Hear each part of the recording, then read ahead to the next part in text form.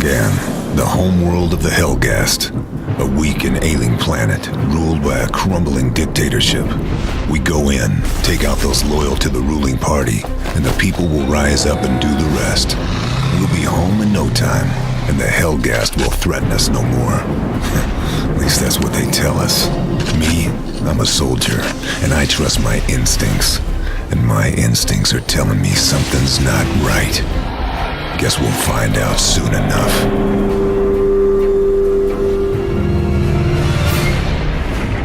Unleash the whirlwind of our wrath!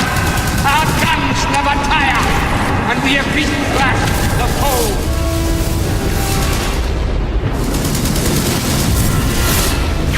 So we had this idea of a massive planetary invasion, and in Killzone 2 it's actually the first time that we're taking the war to the home planet of the Helghast.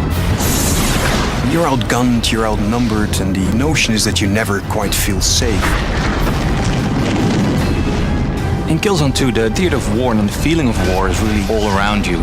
It's the ISA battlecruisers in the sky that remind you of the epic war that you're fighting on the planet, but it's also the small things like walking around Helghan planet. And we try to really entrench this feeling of war in all the different elements.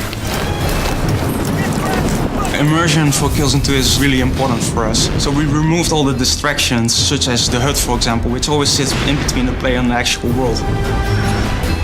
We wanted to make the player feel vulnerable, so we have a lot of things going on that make him feel that he's really there. The other thing we try to do is make the player feel physically connected to the world. There is this valve that you can turn, and you use the 6-axis controller. That really makes the player feel more immersed.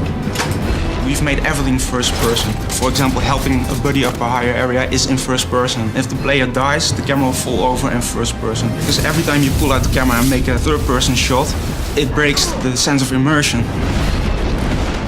The PlayStation 3 has allowed us to do much more complex things with the AI in Killzone 2. The Helghast will respond much more to the player's actions. They will jump over obstacles and hide behind cover.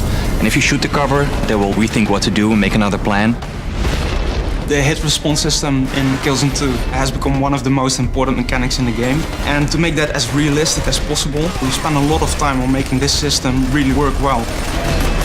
Whenever the player fires at an enemy in a certain situation, he will see a different response, which really adds to the variety of the game. We've invested a lot of time in our animation systems to get a good blend between physics-driven animations combined with mocap and hand-animated. And by doing that, we got this kind of really nice blend of viscerality to characters, where basically if you shoot them, everything kind of moves realistically, and we put a lot of effort in that because it's so important. Every hit in our game has got to create a very dramatic impact. You see that in the environments through loads and destructibility, but also on the characters. There's a lot of variety in how your enemies react to your bullets, and that, to us, creates a very unique and innovative gameplay experience.